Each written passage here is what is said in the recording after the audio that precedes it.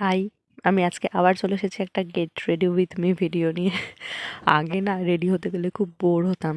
এখন কোথা দিয়ে রেডি হতে গেলে টাইম কেটে যায় বুঝতেই পারি না। মানে বিশেষ করে যখন গেট রেডি ভিডিও বানাই তখন। তো যাই হোক চলো বলি কোথায় যাওয়ার জন্য রেডি হচ্ছি। গিয়েছিলাম মাঝদিয়া শিবনিবাসের মেলা হয়েছিল শিবরাত্রি উপলক্ষে। ওই মেলাতে যাওয়ার জন্য রেডি হচ্ছিলাম। অনেকেই হয়তো জানো ওই মেলার সম্পর্কে।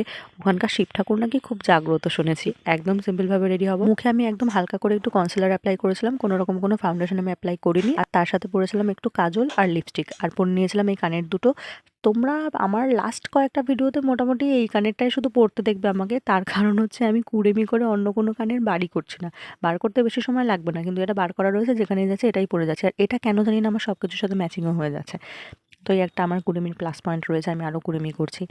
আর এই যে আমার ফাইনাল লুক কমপ্লিট। আমি একটু সেটিং স্প্রে দিয়ে মেকআপটা সেট করে নিয়েছি। লুক বলতে সেরকম আহামরি কিছু না, একদম সিম্পল একটা লুক। তো এভাবেই আমি যাব মেলাতে। যেহেতু আমি আইব্রো ড্র করি না, তাই একটু আইব্রোটা সেট করে নিয়েছি। আমি চুড়িদার পরেছিলাম, তো ওড়না না নিলে দেখতে ঠিক ভালো লাগে না, তাই ওড়নাটা একটু সেট করে পরে নিলাম।